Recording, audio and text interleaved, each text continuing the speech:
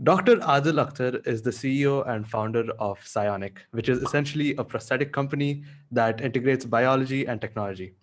Dr. Aadeel has graduated from UIUC, University of Illinois, Urbana-Champaign. He got his Ph.D. from there. And I read about him on the MIT Technological Review Innovation Under 35. And in this episode, he's going to talk to us about his journey with PSYONIC and how he got into the biotech industry. So welcome, sir. How are you doing today? I'm doing great. Thank you for having me. Yeah. So, sir, let's start from the beginning. What actually inspired you to get into prosthetics? So, what inspired you to get into the biotech industry? I've been wanting to actually do this my whole life, and my parents are from Pakistan, and I was visiting Karachi when I was 7 years old, and that's the first time I met someone with a limb difference. She was actually my age, 7, living in poverty, missing her right leg, and using a tree branch as a crutch. And that's what inspired me to want to go into this field and make these advanced bionic limbs that were affordable and accessible for everyone. That's really cool. Okay. So, can you share a story where somebody has been impacted because of the devices that you're making? Yeah, and so I'll continue on with that one, right? So when I went to my undergraduate institution at the Loyola University in Chicago, and I was a pre-med student there, and the idea was that I would become a doctor who works with patients with amputations. And I took a computer science class and I loved it. I wanted to combine my passions in prosthetics with bionics and computer science and engineering. And that's when I realized that, like we can build these advanced bionic limbs that use engineering and biology, but the prices are just inaccessible. And so we started 3D printing our own hands and started making these low cost hands when I came down to the University of Illinois in 2010. And it was in 2014 that we got the chance to go to Quito, Ecuador. We were partnering with a nonprofit called the Range of Motion Project, whose mission is to provide prosthetics to those who can't afford them across the world. And there was a man who we met, Juan Suquillo, who had lost his left hand 35 years ago due to machine gun fire from a helicopter. He was in the Ecuadorian army. And you have to imagine that our hand at the time, it was this giant 3D printed mess, right? It was 3 times the size of a normal human hand, had wires going everywhere, plugged into breadboards, plugged into power supplies, plugged into the wall. But despite that, in front of international news stations, Juan said that he felt as though a part of him had come back because he was able to make a pinch with his left hand for the first time in 35 years. And he hadn't been able to do that before. In fact, we had to retrain his brain in order to remember how to make a pinch by putting a mirror in front of his amputated hand and reflecting his right hand, which was intact. And he would make a pinch with both hands at the same time, reactivating those muscles. And for him to say that, that's when we realized that, if I just become a straight up doctor or a professor, then this just ends up as a project. I wanted everyone to feel the exact same way that Juan did. And so the only way we could do that is to commercialize the technology. And that's when PSYONIC was born, our company that's making these bionic hands and commercializing them. Oh man, I just can feel how happy you must have felt when that man felt that happy. So it's really cool that you've taken this up just to make more people happy. That's really nice of you, sir. Also, can you give us some like explanation of how the ability arm really works? Yeah, and so I've actually got it with me right over here. And so typically there's a couple muscle sensors in here, right? So these muscles, so this is an example of one of the muscle sensors that we have. They go on your residual limb. So let's say you lost your hand right below your elbow, so you still have a little bit of your forearm. You'll usually put some muscle sensors on the rest of your forearm, and all the muscles that control your hand to open and close are located on your forearm. So you'll use those muscles to then control the different movements of the hand. And so I'm going to demonstrate right now with my phone because there's Bluetooth on it and there's an app for it. There's an app for everything these days, right? So all 5 fingers flex and extend, and the thumb rotates as well. So we call this fully multi-articulated. So it's like your own fingers where you have 5 flexion and extension in each of the fingers, and your thumb can oppose and rotate. So that was a power grab. You can do like a key grip too, or if you want to give someone like a thumbs up, you can do a pinch here, a tripod grasp over here. If you had a rock concert, you can rock on. And then you can also point with individual fingers too. So this is pointing with an index finger, and yes, you can point with other fingers too, if you wanted to. But yeah, the hand is capable of doing that. So yeah, they don't need the app to control it. They would just use their muscles to walk around and control the hand and do all those different grips. Other things about this hand though, it's the fastest bionic hand in the world. The close time of the fingers is about 200 milliseconds, which to put in context, you blink your eyes in 300 milliseconds. So it's actually faster than the blink of an eye. And it's made out of actual carbon fiber. So the palm is actual carbon fiber here, and the fingers are made out of a silicone and rubber. So I can actually like smash the fingers with like a hammer. They survive the impact. One of our patients was a former US Army sergeant, and he was able to do push-ups for the first time since his Army days on the hand. We've brought it to a martial arts studio. We've broken boards with it. Most recently, we put it in a dryer for about 10 minutes, and it just tumbled around, and the hand was totally fine. But I can't say the same thing for the dryer. The dryer got a little beat up after that. It's water resistant up to the wrist, so if it gets dirty, we literally just take it to the sink and rinse it off. It's got USB-C charging, so the same way you plug in your phone, you can plug in your arm. And in fact, you can actually charge your phone from your arm as well. So a superhuman ability that we like to give our users. I mean, I wish I could charge my phone from my arm. And one of the coolest things though is this is the first hand on the market to give users touch feedback. So when, for example, our Sergeant Garrett Anderson, one of our patients here, when he holds his daughter's hand, he can actually feel it because there's touch sensors that are in the index finger, the pinky, and the thumb, and he feels a vibration in the socket whenever he touches something, and also lets him know how hard he's pressing an object and when he lets go. And in the US, we've actually made it affordable under Medicare, which is a government subsidized insurance plan. And by doing that, we've increased access to advanced bionic limbs from about 10% of the US population that could afford it to now 75% of the US population. So we wanted to make these advanced bionic limbs that were accessible to more people than ever. So this is extremely cool. I'm honestly so amazed right now. Like, you don't get it. I'm feeling so this is actually very cool. Okay. I love the demonstration as well. And it's the features, even the phone charging. It's just mind blowing. It's really cool that you've been able to develop this product. How long did it take you to develop this product though? So we've gone through about 9 prototypes now over the last maybe 6 or 7 years. So quite a bit of time. Yeah. So let's talk about like the business side of things here now. So, and at the end of the day, PSYONIC is really a business. So how did you actually get started with building PSYONIC? Like, what was the reason you chose the name of the brand, and how much time and money did you spend on research and development for this product? Yeah, and so the name PSYONIC, it's a combination. So we did like psychology and neuroscience research in bionics, right? So it was a combination of psychology and bionics. But the other thing is the word psionic means to control things with your mind.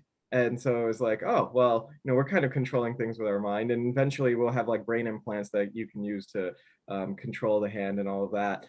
So we like that name quite a bit. And so I never, the goal for me was never to create a business from the start. My plan was to become an MD, and then an MD PhD, and then hold clinic once a week, and then do research the rest of the week building bionic hands and working with patients. But when we realized how much more of an impact we could have in creating a business, that's when things shifted over. And so when we came back from that trip from Ecuador, we started entering our school's business plan competitions and taking business courses through the university. And that's how we kind of like learned how to, structure like our value proposition and like doing customer discovery and figuring out what the needs of customers actually are.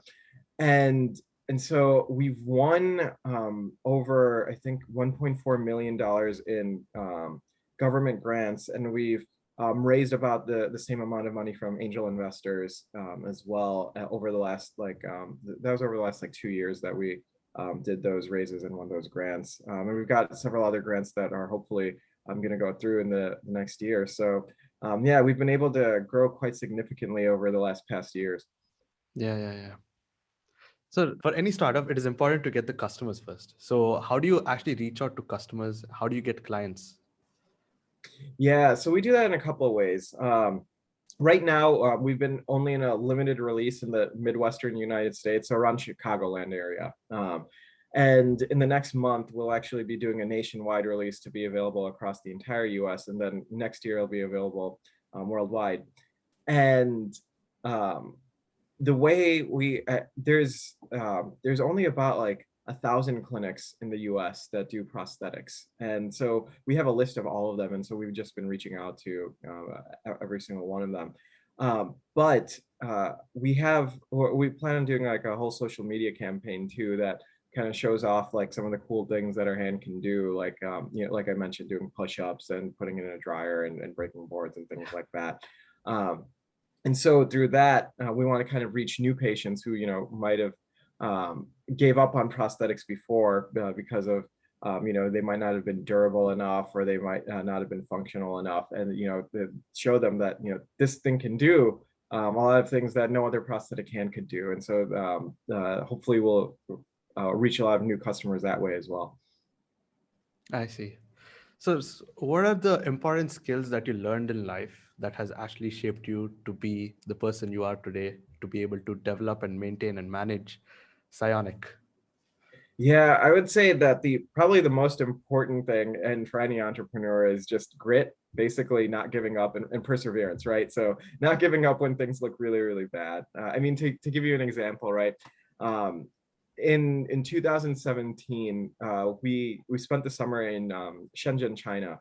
And Shenzhen is the electronics capital of the world. Like, everyone's cell phones are made there and everything. And it was me, my 5-month pregnant wife, our 1.5-year-old son, and 4 of our engineers, all in a small apartment in Shenzhen, China, for 3 months or 2.5 months, which was nuts to begin with. And we were trying to do an Indiegogo campaign to raise funds for the Bionic hand. And so we were trying to raise $150,000, and we only ended up raising $7,000, right? So it was a complete failure, right? And so, to put things in context, we had just applied for our first grant from the National Science Foundation for $225,000, but we wouldn't hear back about that until the end of that year. And so in December of 2017, we had about $200 left in our bank account.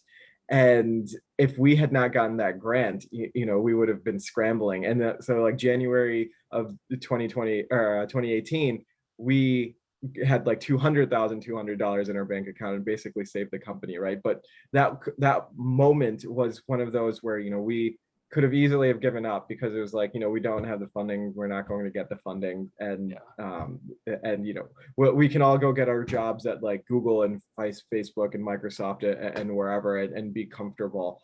But it's just that unyielding resolve to make a difference in this world and keep going, even when it's 10 times harder, and you'll have I'm typically working 60 to 80 hours a week, making sure that this venture pulls off. So it's having that grit and perseverance that really gets you through the tough times. Right. So are there any rules or habits that you set for yourself regularly so that you're able to work well? So that's a good question. The thing is, things change so often in a startup. I guess the biggest thing is that be willing to accept change. So and I know that's not necessarily a rule or habit, but the thing is, the point there is that the rules and the habits are constantly changing as well, in order to adapt to the needs of the startup at the time, right? I mean, so 4 years ago or 3 years ago, we only had 3 full-time employees, or like 2 full-time employees, and now we've got 8, and we've got 16 interns who are working with us, like for 24 people total. And that's more people than we've ever had. And so of course the needs of the company have changed. And so like now we have like set hours that the employees come in, when before it was just like, everyone comes in whenever, right? So there isn't necessarily a particular rule or habit, except for just be prepared to adapt to the needs of the company, the needs of like your employees and all of that, because and obviously the customers and as well, because all of that will constantly be in flux as you build like a hardware company. Right, yeah. So what do you believe is the future of psionic and prosthetics in general, and what kind of products are you planning to launch next? Yeah, and so one of the cool things about the Ability hand that we've made is that it's ready for systems now, that like the muscle sensors that are out there and like the vibration motor that we have.